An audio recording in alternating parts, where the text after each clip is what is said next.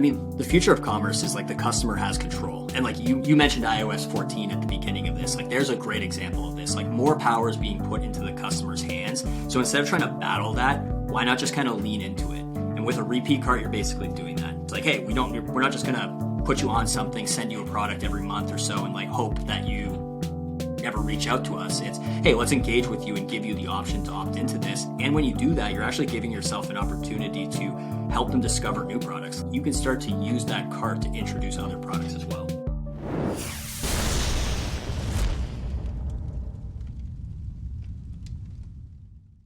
Hello and welcome to this week's bonus edition of the D2C Podcast. I'm Eric Dick. Today, we're hosting Alex McChecheran, Director of Marketing for Repeat, the buy again button for CPG brands. Everyone wants subscriptions, especially in the CPG space, but not everyone wants to subscribe. According to Alex's numbers, actually, only 15% of consumers are actually ever going to subscribe to any service.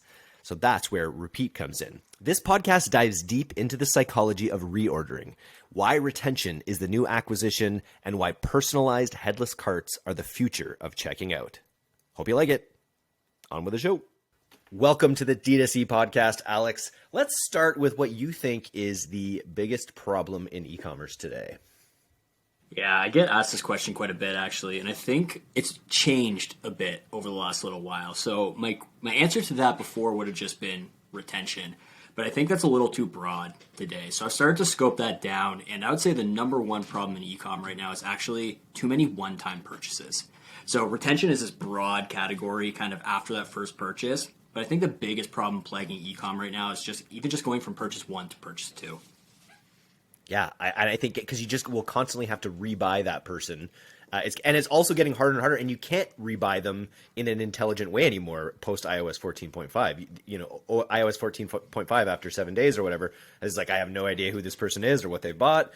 And so it becomes essentially important that you have their data and that you're remarketing to them with owned means, which is where Repeat comes in. So let's just talk a little bit about Repeat as a tool.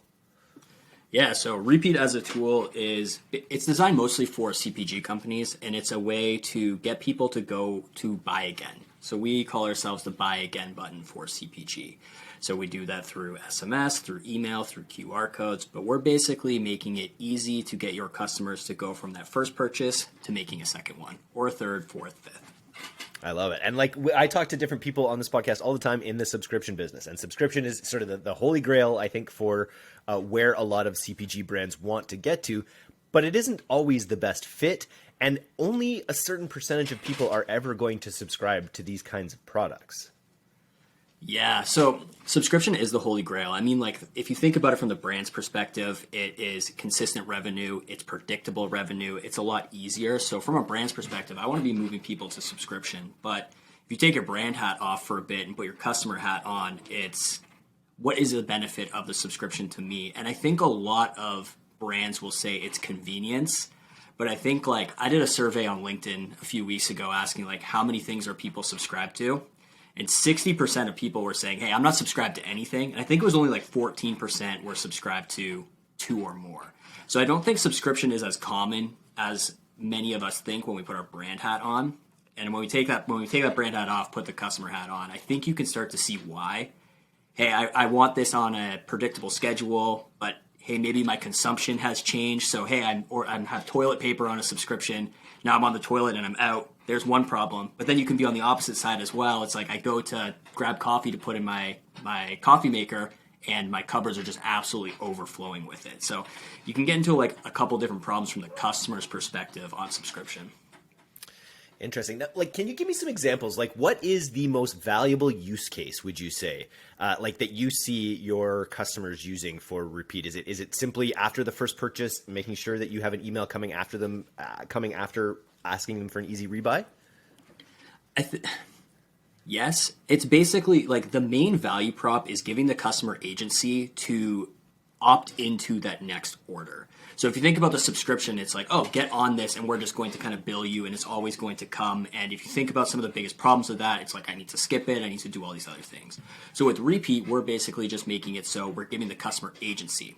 hey, here's a reminder. Do you want to order this again? Yes or no? And just making that simple choice really easy. And once they make that choice, making the buying process easier than, hey, let's send you back to the site. Let's send you back to the product description page and send you kind of through the exact same flow we would give a first-time buyer. Because if you think about someone coming back to buy a second time, they probably already know they want the product. They're just looking for streamline. They're not looking for all the bells and whistles of like your normal marketing efforts through the site. Nice. And with SMS, you're going to just get those incredible open rates. It's just a really easy fit also just to be sending these kinds of customized links in SMS. Absolutely. And you probably had a bunch of people on the podcast already talking about the difference between SMS open rates and email open rates. It's a newer channel. It's one where people are more likely to engage with you. Nice. Very cool. And then beyond that, this sort of simple idea of getting people to reorder, you're also offering a customized cart experience. So as you say, if it's a second time purchase, you're going into this sort of streamlined cart experience. Can you talk about that a little bit? Yeah, so with repeat, we basically have two types of carts. So we have our featured product carts and our regular ones that are kind of learning more about you as you go. So when you talked about that SMS functionality, so when you place an order and you are interacting with our SMS functionality, you snooze it, it's getting a little smarter, it's learning how you want to order, and it's going to tailor those to you. And once you click on that link, you're going to get into our basically customized cart experience. Incredibly streamlined. It has everything that you've already bought in the past so that you can quickly add it to your order. If you came in through that SMS, it'll actually already populate what you had bought previously. So all you have to do is click one button to get out of there. And then you also have that you might also like section. So it's a fantastic way to put in additional potential like cross-sell, upsell. So like I like to say is like if someone bought a variety pack, in the bottom you might have the individual flavors so that they go from that discoverability of the variety pack into the one that they actually love. So it basically just makes it way more streamlined than product description page and go through like every piece of your normal flow. And it's really, we talk a little bit about headless commerce being a very, it's a big buzzword in the space, but specifically these carts are kind of a great example of headless commerce in action. And you can actually try some of these checkout experiences on your site, right? Correct. If you go to our homepage and scroll to the bottom, you can see some of these featured product carts in action. So if you click on some of those, they're already pre-populated with some products. You can check them out. How has that been from someone trying to market this tool? We always talk about, show, don't tell. And most of marketing is about telling, my product can do this, my product can do that. But when you can actually just send people to these streamlined cart experiences that they might not have had before, it's going to be easier to getting your message across, I imagine. 100%. It's one of those things where when we talk about it, we might have to be a little bit more verbose about what it is, where if we just send someone to it, there's kind of like that click moment of, I get it. So having it there on the site has definitely been beneficial for us. Even if it's through a conversation like we're having right now, anyone can go to the site and check this out without needing to be like, let's book a full demo and go through the whole thing. Just take a look at one of those carts, see if that would be a better reordering experience for you than what you're offering right now, just by taking a look at that cart. If it is, then you can talk to us. Nice. And so we've mentioned SMS, we've mentioned email, but we have not mentioned the stepchild that has been around for decades now, and that there hasn't always been the best use for. I think in the pandemic, I guess QR codes are now quite useful for looking at menus when you can't touch them or whatever. But QR codes are also a fundamental way that you can reach your consumer with these repeat offers. 100%. I think you're right. With the pandemic has made everyone a little bit more comfortable with using a QR code. Like I was over at my mom's recently and she was using one. So I feel like if my mom can use a QR code, we've kind of hit mainstream. Yeah. But yeah, you can use a QR code, like I said, for one of those featured product cards. So you could have a QR code on the package of a product. They scan that product and it comes into that cart experience pre-populated with that exact product that they were looking to reorder. But one thing I like to say with the QR codes is packaging is, I'd say, like an okay way to do it. I'm seeing some other brands come up with a little bit more creative ways to do it. So one brand we're working with, they've actually put it on a fridge magnet. They sell drinks. So it's like, it comes with that package. You can slap that QR code onto your fridge, and all you need to do is take your phone out, scan that code to reorder. Because like with the packaging, you're probably just going to throw it out, right? Yeah, exactly. I remember in the pre-talk where I was chatting about, you'd put it at the bottom of a cup or at the bottom of a package, but nobody looks at the bottom of the package when they're done it. So it's maybe a neat idea in principle. But that idea of it being a magnet on your fridge gets you very close to that idea that Amazon, I feel like, was trying to have with their like rebuy, reorder buttons. I forget what that was called. What were they? I think they're called dash buttons. Is that what they're called? Buttons. Yeah, exactly. Also, Maybe this I'm also, wrong. It makes me think of like Staples or whatever, and like the "that was easy" button as well. But it really is just trying to create, like we say, it's the streamlined experience for getting those second, third, fourth, and fifth purchases. How is it something that you find obviously getting from 1 to 2 is the main goal? Is it something that you find just kind of works in perpetuity? And then also, are you finding that your brands are leveraging these repeat purchases into subscriptions at certain points? So, short answer, yes and yes. I'll give a little bit of a deeper dive on that. So, is this something that can be used after that second purchase? Absolutely. Earlier, I was saying hey, 60% of people say they're not subscribed to anything. So, if we go based on that, the majority of people aren't going to opt into your subscription.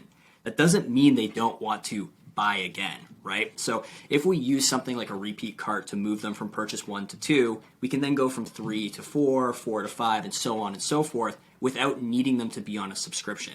And when you talk to customers, one of the biggest reasons for not going on a subscription is that I want to have more control than that. I don't want things to just show up. Yeah. Exactly, agency. So by putting it in that repeat card, it's like, hey, are you ready to buy this again? Yes, click and go. And people are a lot more comfortable with that experience. So that you can use that, you could even use it as a replacement for a subscription as you want, but it also works great alongside a subscription. Because if you talk to people, that sweet spot's usually around purchase 2, 3, 4 is when they're a little bit more comfortable going on a subscription. So if you use an experience like repeat to get them to that point, then you can start to ask for a subscription to get them on that. So we have people using email alongside, basically using email campaigns once they get to that point. We also have some banners that you can put inside of the cart. So we have some brands that are actually having that subscription opt-in at the top there.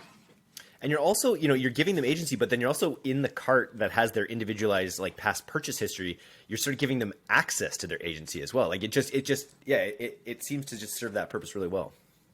Yeah, putting the customer, the future of commerce is the customer has control. And you mentioned iOS 14 at the beginning of this. There's a great example of this. More power is being put into the customer's hands. So instead of trying to battle that, why not just kind of lean into it? And with a repeat cart, you're basically doing that. It's hey, we're not just going to put you on something, send you a product every month or so and hope that you never reach out to us. It's, hey, let's engage with you and give you the option to opt into this. And when you do that, you're actually giving yourself an opportunity to help them discover new products. Like I said, with the variety pack into different things here, you can start to use that cart to introduce other products as well. This fits in well with what Klaviyo is talking a lot about these days, which is flipping the funnel, retention being the new acquisition. As acquisition gets more and more challenging, more and more competitive, it just, it's on you to really figure out ways to make retention work long term. 100%. And I like to say that retention isn't even a funnel. We as marketers like to put everything into a funnel. I look at retention as just a series of different loops.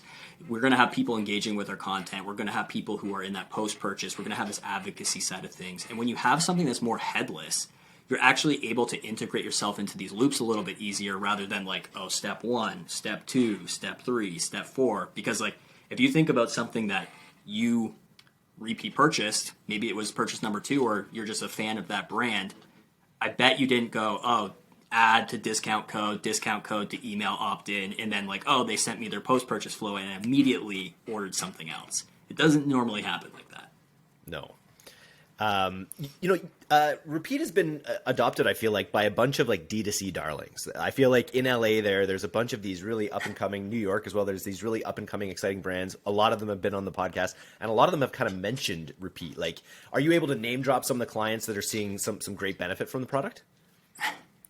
I don't know if I should name drop them. I feel if they're willing to talk about us, then that's on them. But I want to respect that. But we're picking up steam, especially in that CPG space where replenishment is so crucial to the success of a brand. So I don't know, the D2C space, especially the CPG space, it's a very tight knit group. So as soon as one person starts to see the value in it, they're going to start talking about it with their friends. And I feel that's just what's made Repeat what it is today, is the community we're building.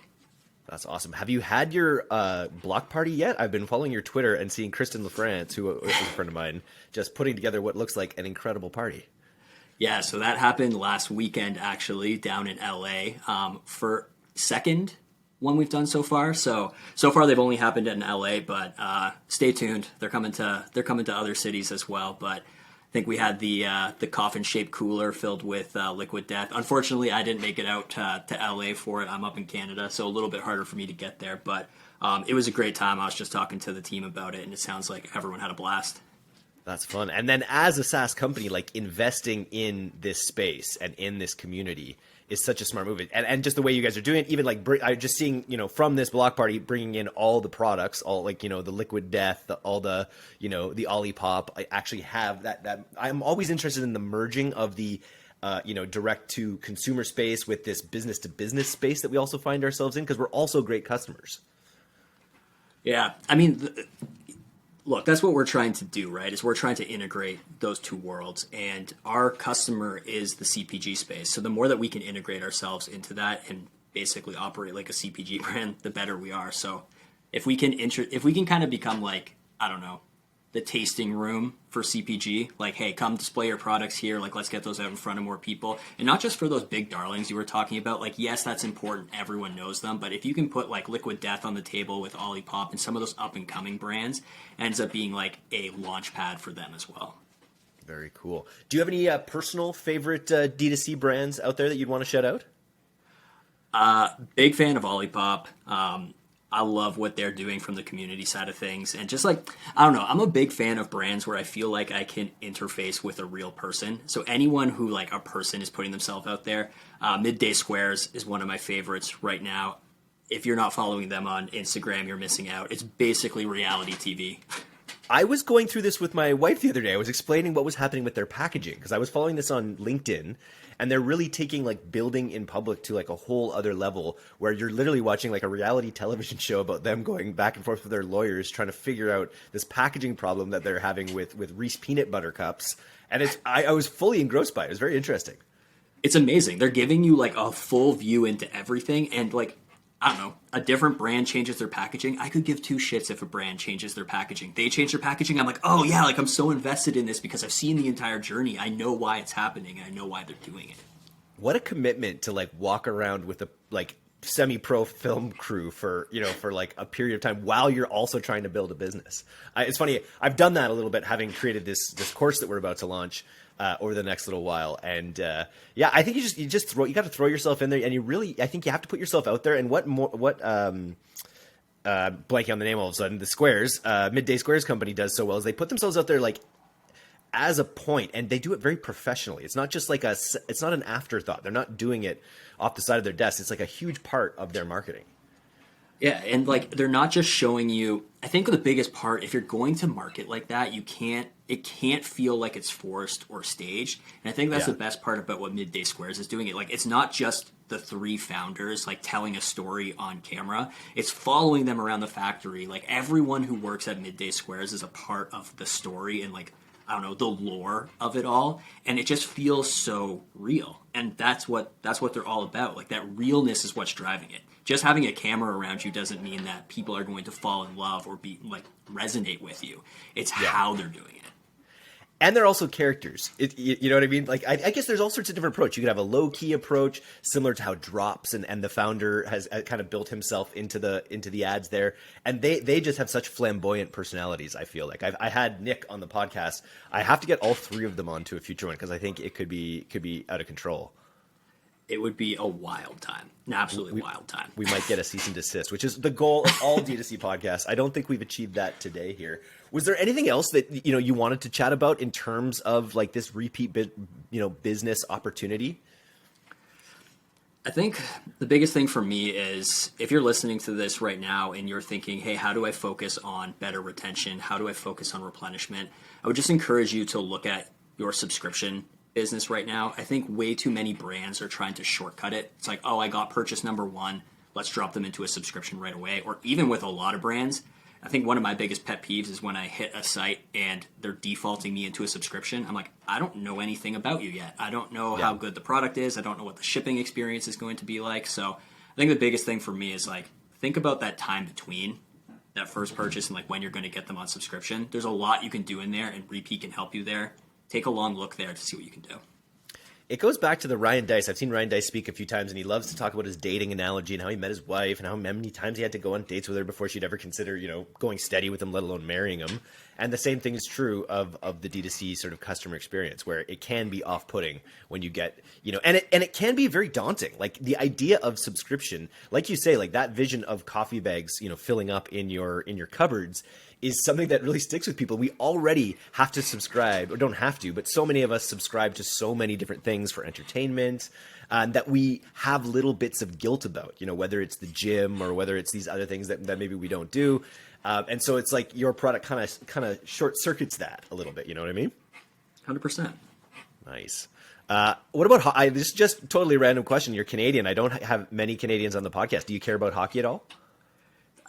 So I break the stereotype. Everyone assumes that when I'm Canadian that I'm a big hockey person. So I'm actually a huge Raptors fan, basketball fan, and actually a soccer fan as well. But I dabble in supporting the Leafs.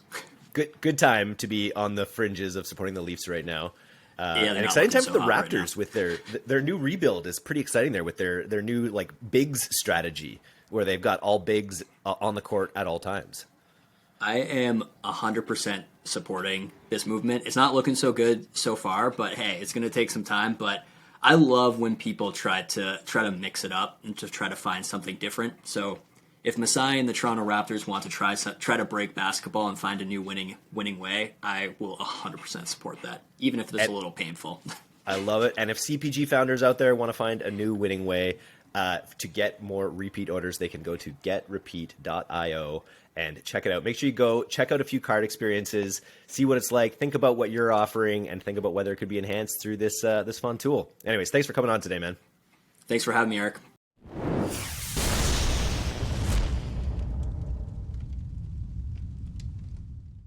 Thanks so much for listening to today's episode. If you're not a subscriber to our newsletter, you can do that right now at directtoconsumer.co. I'm Eric Dick, and this has been the D2C Podcast. We'll see you next time.